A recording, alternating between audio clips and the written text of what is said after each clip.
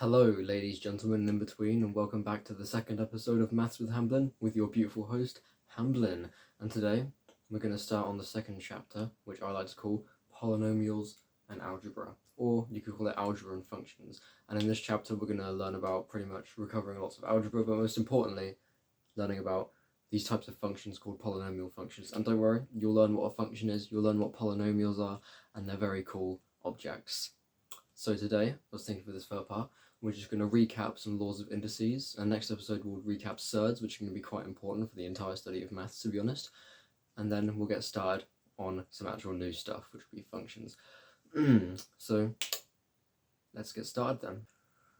Okay, so the first exponent law we're going to learn is what I like to call the addition law. So, this is basically, right, consider 2 to the power of 5. Now, you probably remember 2 to the power of 5 is 2 times itself 5 times, so let's write that out.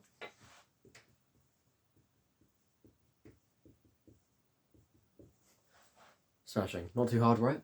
Now, notice, quickly, what have we got here? We've got 2 times 2 times 2 times 2, or in other words, 2 to the power of 3. So, we can rewrite 2 to the 5 as 2 to the 3, and look what we've got left over. We've got 2 times 2, 2 squared. So, we've got 2 to the 5th equals 2 to the 3rd times 2 to the 2nd. In other words, to simplify this, you can just add the powers together. And of course, there's nothing special about 2 here. Could have chosen any base. So, and that's what that is called, by the way. That's called the base. That's called the exponent. So there we go. There's the sum rule.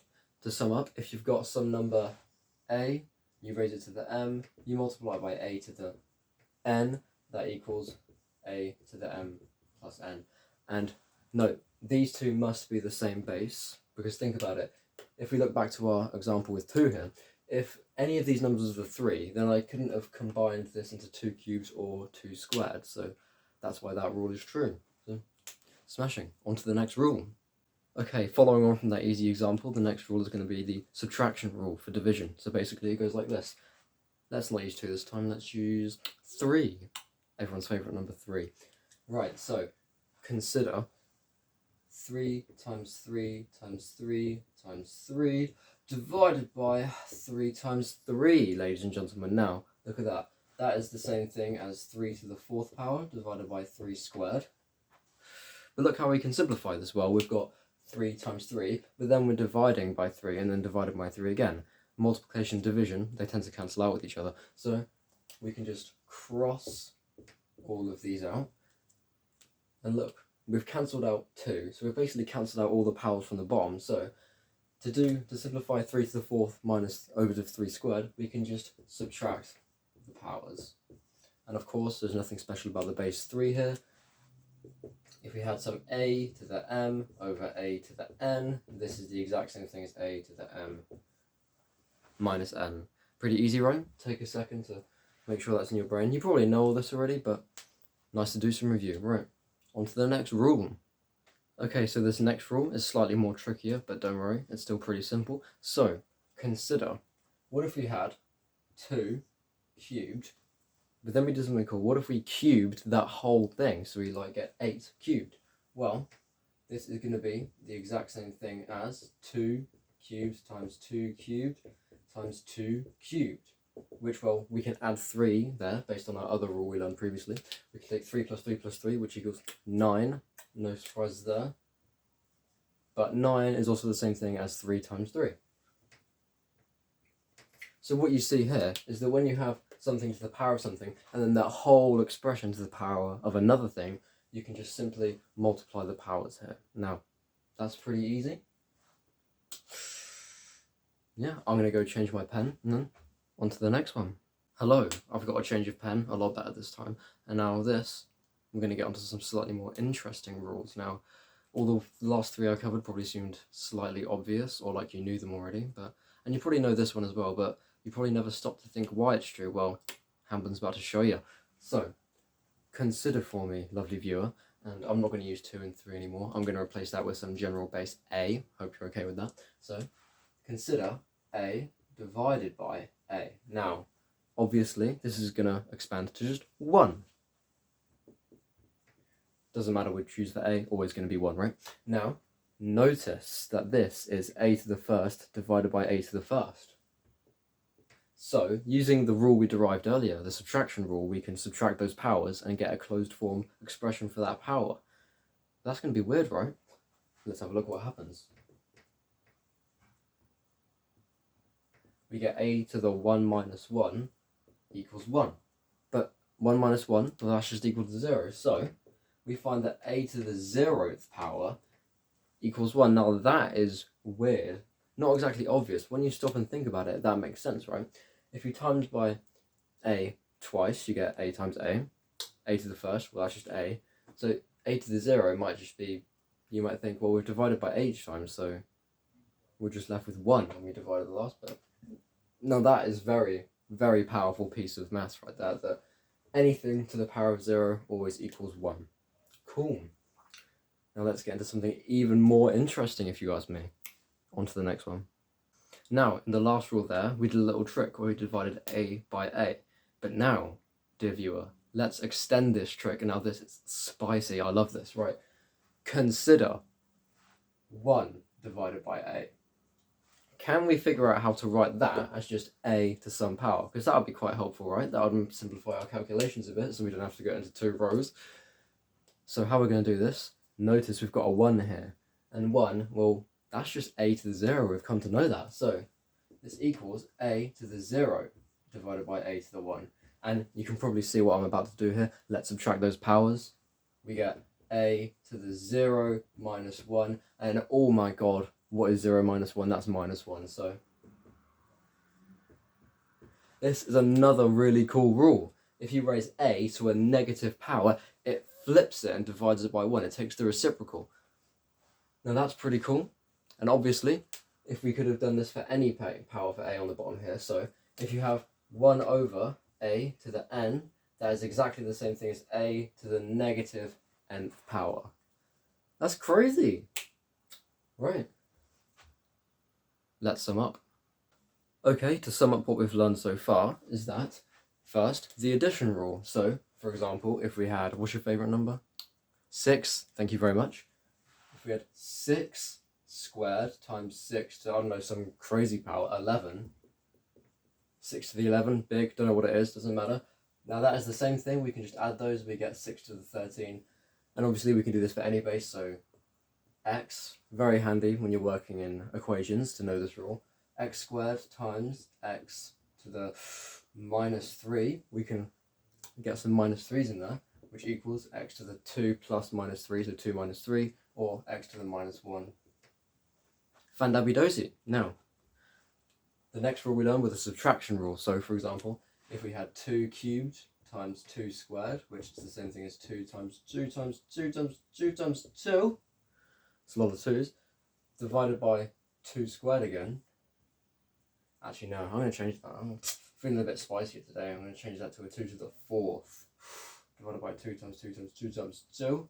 Well, we can add these 2 powers, we get 2 to the 5, and then we get 2 to the 5 divided by 2 to the 4. So, using our subtraction rule, we can just do 5 minus 4. And because they have the same base here, we can do that. So, that's equal to just 2 to the 5 minus 4, or 2 to the first power.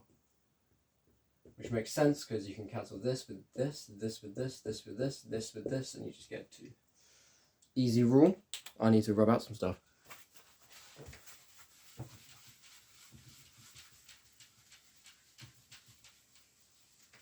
Now, the next rule we learned was the multiplication rule, when you have something to the power of something, and then you take that whole thing to a power. Right, fuck, let's have a look at this. I've got to cut down on the swearing, sorry. Anyway, for example, what if we had 5 squared, and then to the power of 10? Well, that's going to be a big number, 25 to the 10. Woof. We can multiply those and get 5 to the 20, or we can do it algebraically. If we had some x to the 4th power times to the power of negative 3, so we can flip it and cube it. I'm just using negative 2 as a good example. Then we can take x to the 4th times negative 3, or x to the negative 12. Which makes sense when you think about it, because if you apply the flip rule, then that's going to be this exact same thing as 1 over x to the 4th to the 3rd, which you can see is pretty obviously the same thing as x to the negative 12. Pretty spicy, boys.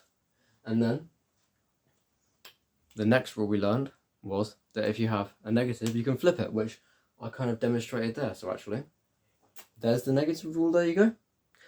And the next rule we learned is anything to the power of 0 is 1. I'll come back to that at the end, actually. Kind of an interesting dilemma when we think about that. But yes, anything to the 0 equals 1. So x to the 0 always equals 1. So those are the rules we've learned so far. There are some bit more spicy rules we can learn to do with square roots. Let's do that now, shall we? Okay, actually, before we do that, I lied back there about 5 seconds ago. Sorry, forgot to do another rule. This one is also quite simple and self-explanatory. For example, what if we had 2 squared times 2 cubed, and then we raise that to the second power? So we've got a times b, and then we raise that to a whole power. Well, that's just the thing times itself. So 2 squared times 2 cubed times 2 squared times 2 cubed. And look what we've got here. 2 squared times 2 squared. Well, that's just 2 squared, squared. And then 2 cubed times 2 cubed, 2 cubed squared. So I'm sure you can see it's quite intuitive that when we have some a times b to the power of n, we can just distribute that and make it a to the n multiplied by b to the n. Now, I'm going to use that very lovely rule to do some square root magic with you in just a moment.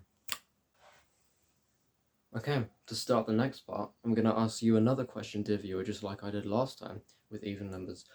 I'm going to ask you, can we write the square root of a number as just a single power of that number? Because if you recall, the square root means what thing multiplied by itself gives us the number inside the square root. So let's look at that. A to the what? We don't know it, that's what we're trying to figure out, equals the square root of a. This would be very useful in algebra when you think about it, because square roots are kind of messy and horrible, but if we're able to use these like the other laws of indices, then we'll be able to simplify our expressions very easily without much mental effort. Who needs mental effort in these days, am I right? So let's square this thing and see what happens, because we know how to deal with the square root of a squared, right? So let's square both sides. Well, we're going to get a to the question mark squared equals, well, if we square the square root of a, by definition, that's going to give us a. And now, here is the really cool part. We can use our multiplication rule on that thing right there. Question mark to the power of 2, we can multiply those two. So we get a to the 2, oh god, 2 question mark equals a. And notice here, we've got a to the first. Now, I'm sure you noticed already, for this to be true, 2 times question mark must equal 1. So question mark must equal a half. So look what we found. A to the power of a half equals the square root of a. Now that's weird, right? Normally we're used to thinking of powers as whole numbers. That's what makes sense. You can't multiply a by itself 0.5 times, but we can define that a to the half equals the square root of a, and it will work out lovely. I think that's really cool. Right. Now let's do some work with some surds. Right, so let's get our next 2 rules for dealing with surds. Now, what I did last time was prove that the square root of a equals a to the power of a half, but you can generalize this to find out that if you have the nth root of a, for example, the cube root of a, where n equals 3, just means what number cubed equals a, right? We can rewrite this as a to the 1 over n. And proving that, I'll leave you to that, dear viewer. It's really not that difficult. Just follow the same logic as I did before. Brilliant. Now, let's use some rules with surds. What if we had the square root of AB? Now, this would be very useful when it comes to simplifying surds, so I'll show you this rule. We can rewrite this as AB to the power, all of that junk to the power of a half, and then we can use our distribution rule. We can say, well, this is the same thing as a to the half times b to the half, but oh my god, a to the half is the square root of a, so we can say this is the square root of a times the square root of b. So if we have roots times ab, we can write that as root a times root b. And the reason that is actually quite useful, I may as well show you now, is, oof, I haven't got enough space.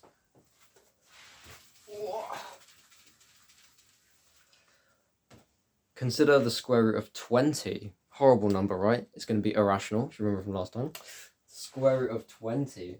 Well, how we could simplify this? Well, this is going to be the same thing as the square root of 4 times 5. I hope you'll agree with that.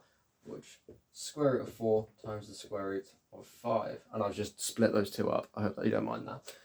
The square root of 4, that's just 2. So this equals 2 times whatever root 5 is. And root 5 is about 2.2-ish. So root 20 is about 4.4. But that's really not the point. We've simplified this side wonderfully here. And that is why that rule is useful. Now let's get on to just the last bit before I can show you some problems. Let's go.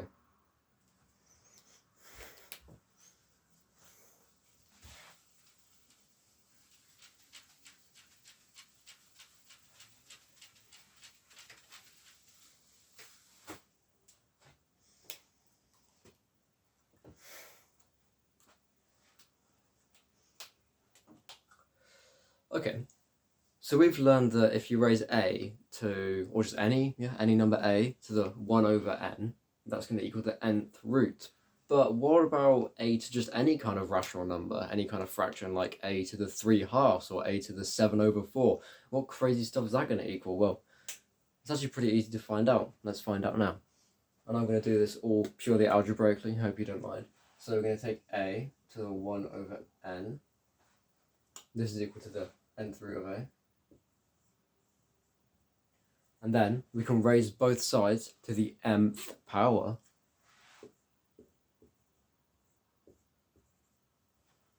This is pretty crazy. We can use our multiplication property here and get a to the m over n. And notice that m over n will just be any rational number we please, as long as m and n are integers. So we can get a to the m over n. So a to any rational number, m over n, is the same thing as the nth root of a. And then raise all that boy to the nth power. That's pretty good. That's pretty good. Now, that is the final rule we're going to learn today. And now I'm going to show you how we can use some of these. On to the business. Okay, so the first thing we're going to try is this. What if we have 8 to the 1/3 power? Now that's kind of scary, right? Because it's 8 to the 0.3 reoccurring. That goes on forever. Let's try it anyway. 8 to the 1 over 3. Well, we've learned that if you have some number to the 1 over whatever, that equals the whateverth root of that number. So that should be equal to the 3rd root of 8. And if you'll recall, my dear viewer, 8 is the same thing as 2 cubed. And notice what we can do here. Well, the cube root of 2 cubed. So that's saying what number multiplied by itself 3 times gives us 2 multiplied by itself 2 times. So that's just 2. Easy, and that's a very good thing to note. If you have the nth root and then you take some a to the n, you can just cancel those roots. And then when you think about it, that makes sense as well. Because if you raise this thing to the 3rd power, then you multiply those, they just cancel to 1. Simples. Okay, boys, let's try this one. 49 to the negative 1/2. Well, let's first break this down bit by bit. We've got 49 to a negative power, so we know we can just do 1 over the 49 to the normal power. So that equals 1 over 49 to the 1/2. And recall that to the power of 1/2 means the square root. So that's going to be the square root of 49, which is 7. So that equals 1 over 7. Pretty dope, pretty easy. Let's go on to the next one. 16 to the 3 divided by 4. 16 to the 0.75. I just love how crazy it is. We can raise numbers to fractional, rational powers and it still makes a lick of sense. Right, so 16 to the 3 divided by 4. Okay, let's use our brains. Let's break this down bit by bit. So, using our knowledge we just learned, that's equal to 16 to the 1 over 4 and then cubed. If you don't believe me, just multiply those and you'll get the same thing. Now, that is the same thing as 4th root of 16 cubed. The 4th root of 16, if we think about it real quick, that's going to work out to 2. How nice. So we get 2, and we've still got this cubed up here, which equals 8. Now, when you become more astute in maths, you just skip right from here to here, and you don't have to think about this in order bit. But if you ever forget what this and this means, just you can go right from here, then to here, instead of just jumping the boat like that. So, pretty simples, and I'll go one more example before I leave you with one. Okay, so this last problem I'm going to do is, let's figure out what 10,000 times the square root of 10 should look like as just 10 to the half. And how questions might phrase this is, write this as equal to 10 to the k, where k is some rational number. Now, let's work this down bit by bit. To get this into the form of 10 to the something, we'd probably like this to be 10 to the something times 10 to the something, so we can add the powers, right? 10,000, if you think about it, that's going to be 10 cubed. Sorry, I'm mistaken, 10 to the fourth, sorry. 10 to the fourth times, and the square root of 10, that's 10 to the half. Now, 10 to the 4 times 10 to the half, that's 10 to the 4 plus a half, which, if you stop and think about it, that's 4.5, which is 9 divided by 2. Boom! And you can see this should be a pretty big number. So you can see that raising a number, even to just a small fractional power, blows it up pretty big. So there we go. There's the last example, and then I'll leave you with one, and then boom, we're done. Okay, before we end this video, I'd like you to leave with this. I just want you to find a simplified expression for that whole thing, which, if you can't read my pretty shoddy handwriting, that's 6 root 3 plus 2 lots of the square root of 7, and a whole thing squared. It'll be a nice little practice for what we're going to do next, which is surds. So there, I hope that video wasn't as long as the last one. Sorry for stealing half an hour of your life you're never going to get back. Don't at me. Gotta love Hamblin, right? So yeah, and thanks for watching this episode if you've made it this far somehow. God, I'm just so bad at making videos short, I apologise. Anyway, so that's been that. I hope I'll see you in the next episode where we do surds.